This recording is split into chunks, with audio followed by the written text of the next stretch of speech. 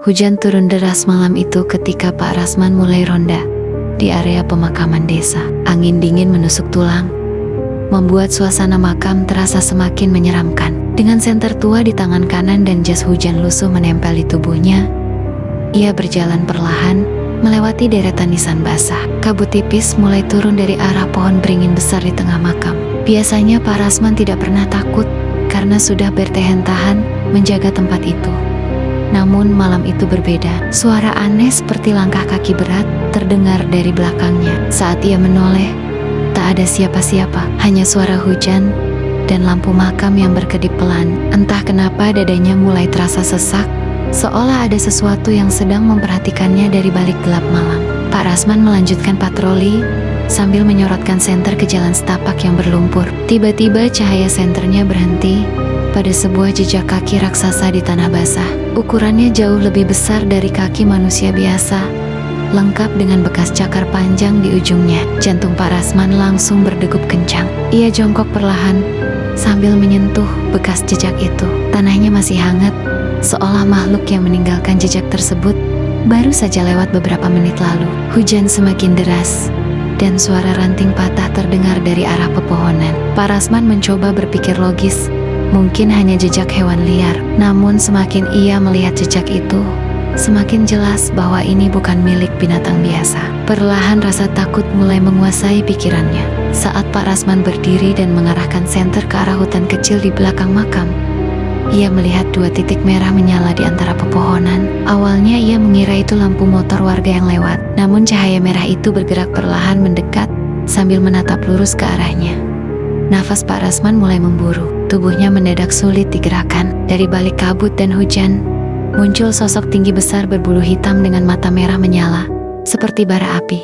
Makhluk itu berdiri membungkuk, sambil mengeluarkan suara geraman rendah yang membuat bulu kuduk berdiri. Pak Rasman mundur beberapa langkah, sambil membaca doa pelan. Namun makhluk itu justru semakin mendekat, memperlihatkan taring tajam dan wajah mengerikan yang belum pernah ia lihat seumur hidupnya. Makhluk itu keluar sepenuhnya dari balik pohon. Tubuhnya besar, penuh otot, dan dipenuhi bulu hitam basah karena hujan. Tangannya panjang hampir menyentuh tanah, sementara matanya terus menatap Pak Rasman tanpa berkedip. Bau busuk seperti bangkai tiba-tiba memenuhi udara di sekitar makam. Pak Rasman gemetar hebat, tetapi kakinya seperti terpaku di tanah. Genderuwo itu menggeram keras, hingga suara petir terasa kalah menyeramkan. Perlahan makhluk itu berjalan mendekat, sambil menunjukkan taring panjangnya. Setiap langkahnya membuat tanah berlumpur bergetar. Pak Rasman mencoba kabur, tetapi senternya jatuh ke tanah dan mati mendadak. Kini hanya ada gelap, hujan, dan sosok menyeramkan yang berdiri beberapa meter di depannya. Dalam hati Pak Rasman, ia merasa malam itu mungkin menjadi malam terakhirnya hidup. Pak Rasman akhirnya berhasil mundur perlahan sambil membaca ayat kursi dengan suara bergetar. Namun tiba-tiba terdengar suara tertawa berat dari atas pohon beringin besar. Suara itu bukan suara manusia biasa, melainkan seperti campuran geraman dan tawa yang membuat darahnya terasa dingin. Ketika ia menyorotkan senter cadangan ke atas pohon, terlihat sosok genderuwo lain sedang duduk di dahan besar sambil menatapnya. Mata merahnya menyala terang di tengah hujan deras. Pak Rasman langsung lemas. Ia baru sadar bahwa makhluk yang tadi berdiri di depannya bukan satu-satunya penghuni malam itu. Dari kejauhan mulai terlihat beberapa titik merah lain di antara makam. Suasana berubah menjadi sangat mencekam. Angin berputar kencang dan suara bisikan aneh mulai terdengar mengelilinginya.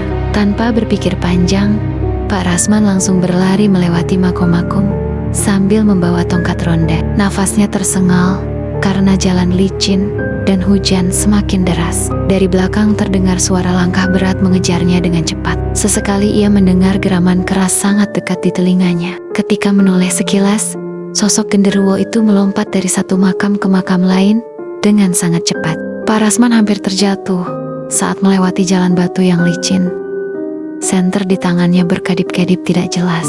Ia terus membaca doa sambil berlari menuju pos jaga. Namun setiap kali hampir sampai, jalan terasa seperti berputar dan kembali ke tempat yang sama. Makhluk itu seperti sedang mempermainkannya di tengah gelapnya pemakaman. Akhirnya Pak Rasman berhasil menemukan pos ronda kecil di pinggir makam. Dengan tangan gemetar, Ia masuk dan mengunci pintu rapat-rapat. Nafasnya belum tenang ketika suara ketukan keras terdengar dari luar. Tok, tok, tok, perlahan tapi berat. Pak Rasman tidak berani membuka pintu. Lampu minyak di dalam pos tiba-tiba meredup sendiri. Suasana menjadi sangat dingin sampai nafasnya terlihat seperti asap. Ketukan di pintu berubah menjadi hantaman keras. Dinding kayu pos ronda bergetar hebat. Dari sela jendela kecil, Pak Rasman melihat wajah hitam besar dengan mata merah sedang mengintip ke dalam sambil tersenyum menyeramkan. Taringnya terlihat jelas terkena cahaya petir. Pak Rasman hanya bisa duduk lemas sambil memejamkan mata dan terus membaca doa agar malam segera berlalu. Beberapa saat kemudian, suara hantaman tiba-tiba berhenti. Suasana menjadi sangat sunyi. Pak Rasman memberanikan diri membuka pintu sedikit demi sedikit. Di luar hanya ada kabut tebal menyelimuti area makam. Ia melangkah perlahan sambil membawa senter. Tiba-tiba di tengah kabut muncul bayangan hitam tinggi, berjalan perlahan ke arahnya. Langkah makhluk itu tidak menimbulkan suara sama sekali. Pak Rasman mundur ketakutan sampai tubuhnya menabrak nisan tua.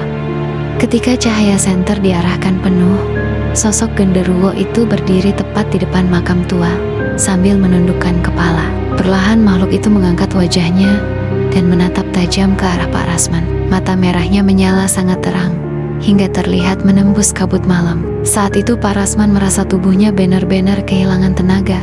Ketika genderuwo itu mulai mendekat lagi, tiba-tiba terdengar suara azan subuh dari musola desa yang letaknya tidak jauh dari makam. Suara azan menggema di tengah hujan dan kabut.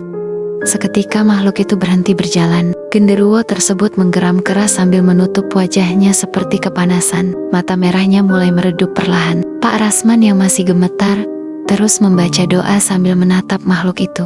Angin tiba-tiba bertiup sangat kencang dan kabut bergerak berputar di sekitar makam. Dalam hitungan detik, sosok besar itu mundur perlahan ke arah pepohonan dan akhirnya menghilang di telan gelap. Hanya suara hujan dan azan yang tersisa.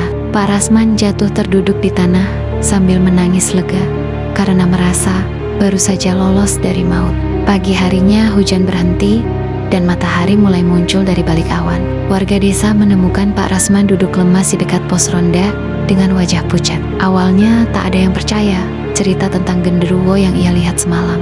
Namun ketika warga memeriksa area makam, mereka menemukan jejak kaki raksasa di tanah berlumpur dekat pohon beringin tua. Seorang tetua desa kemudian bercerita bahwa makam itu memang dikenal angker sejak puluhan tahun lalu.